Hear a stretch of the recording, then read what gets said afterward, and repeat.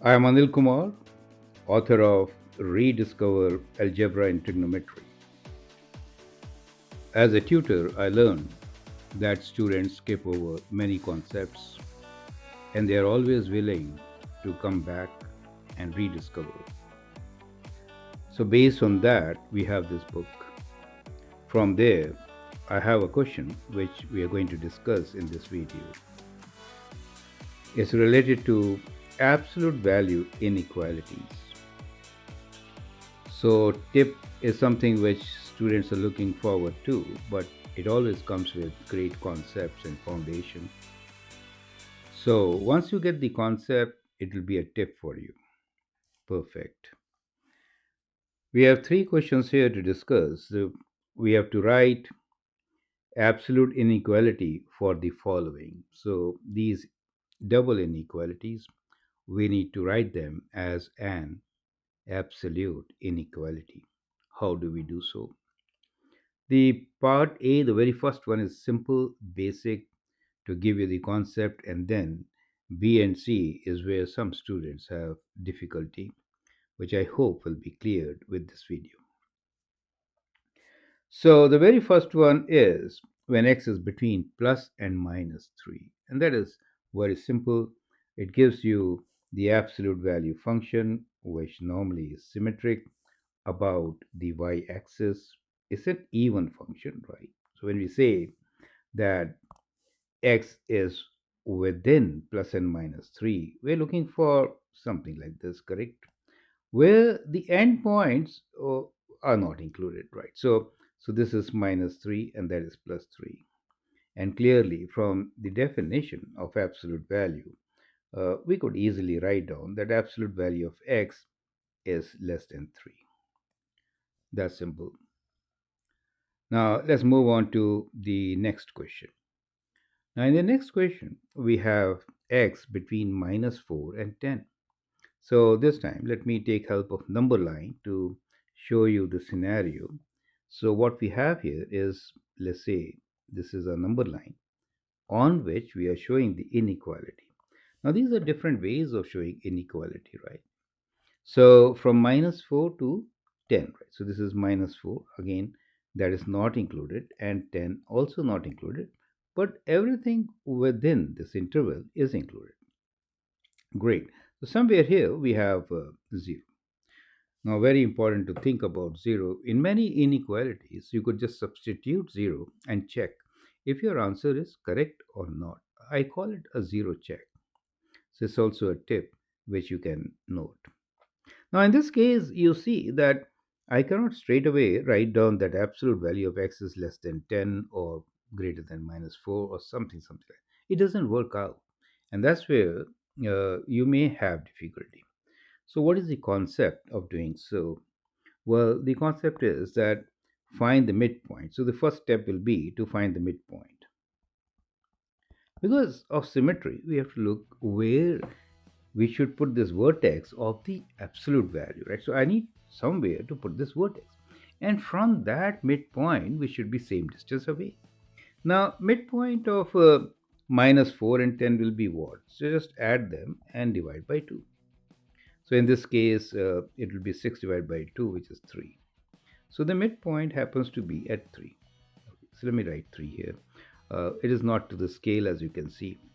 Now, once you find midpoint is at 3, then you have to see how far, right? So then you have to check from the midpoint, how far are you, right? On either side. So both will be same. So from 3 to 10, we know it is 10 minus 3, which is 7.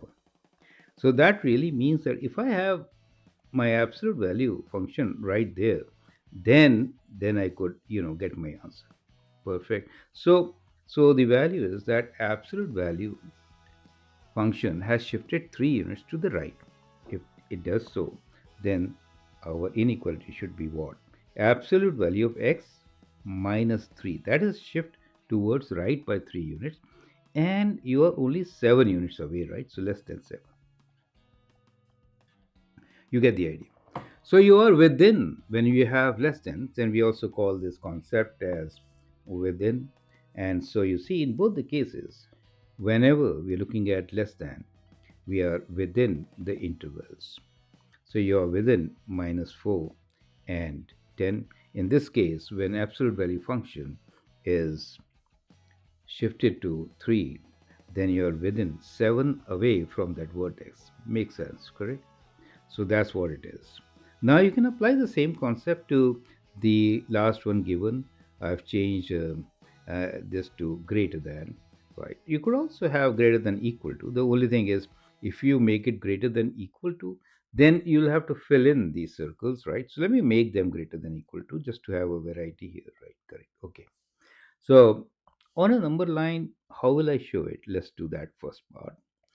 So it is less than -2 means on the left side of -2, right? So let's say this is -2 for us and is on the left side. Since I changed it to equal to also, I'll fill this up, right? So I filled this up. You get the whole idea, right?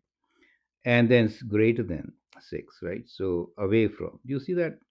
You have a gap in between, and that's what I call away from. So greater than means away from, right? So that makes sense, right? And it is always like or in between, right? Or union we use sometimes. Both can be used. So now, once again, the same concept. The other point here is 6. So we have to find the midpoint, correct? So what is the midpoint? Midpoint is -2 plus 6 divided by 2, which is 4 divided by 2 or 2, right? So midpoint for us is 2, right? So that's where we're going to put. Okay. So the absolute value function now will be how far away are you from 2? So we are just 4 units away, right? 4 units away. So therefore, the answer should be what? Well, you understand, you get it, right? So absolute value of x minus 2 means move it to 2 units, and then you're away, so greater than, and equal to because I changed it to that, right? And 4 units, correct? 4 units.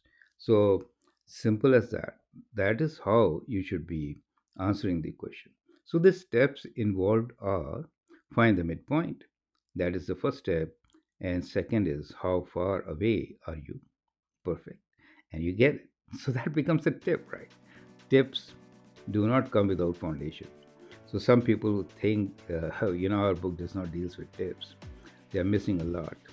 We have to provide you with concepts which can help you solve questions fast and efficiently. And that's where our book comes.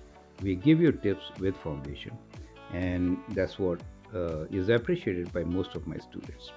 And I'm contributing my best in this particular book. Have a look, and wherever you have difficulties, feel free to send an email on globalmathinstitute@gmail.com.